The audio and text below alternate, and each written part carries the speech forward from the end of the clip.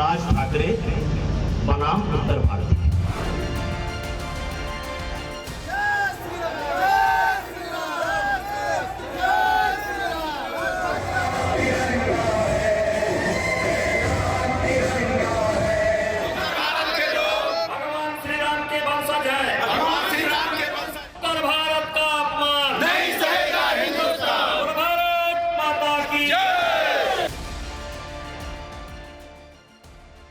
महाराष्ट्र में अजान, हनुमान चालीसा और लाउड स्पीकर से शुरू हुआ ठाकरे ब्रदर्स का विवाद अयोध्या तक आ पहुंचा है।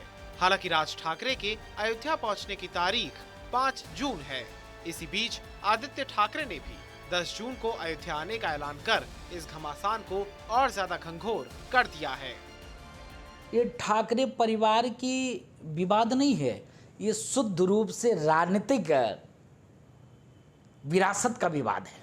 एक बताना चाहते हैं कि सबसे बड़े हिंदुत्ववादी हम हैं, दूसरा बताना चाहता है कि मैं भी हिंदुत्ववादी हूं।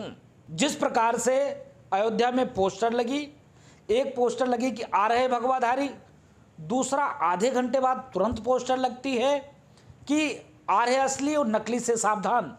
क्या बताना चाहते हो? जुबानी जंग के बीच इधर दोनों के अयोध्या पहुंचने से पहले पोस्टरबाजी का दौर भी दिखाई दिया।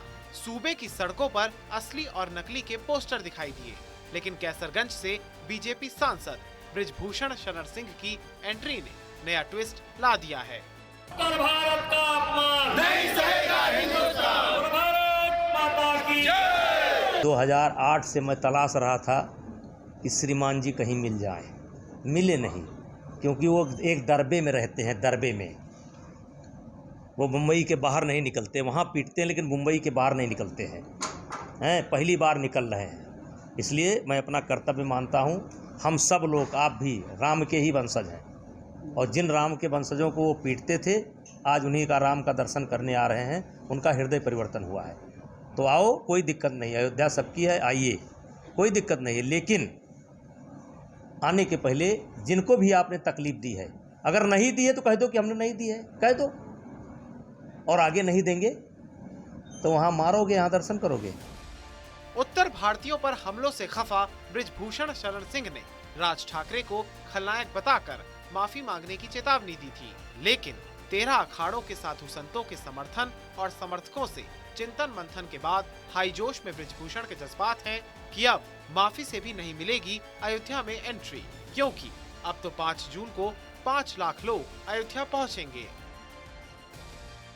अब तो राज ठाकरे माफी मांग भी ले और 5 तारीख को अब नहीं आ सकते, क्योंकि 5 तारीख को अयोध्या, पूरा होल अयोध्या उत्तर भारतीयों ने बुक कर लिया और अब जगह नहीं है। 5 लाख का मेरा आह्वान है। अब देखते हैं जोर कितना बाजुए कातिल में है। तो जब 5 लाख उत्तर भारतीय अयोध्या में मौजूद होगा, 5 तारीख को अयोध्या पैक है, और ये सारा कार्यक्रम अब संत महात्माओं के आदेश पर चल रहा है।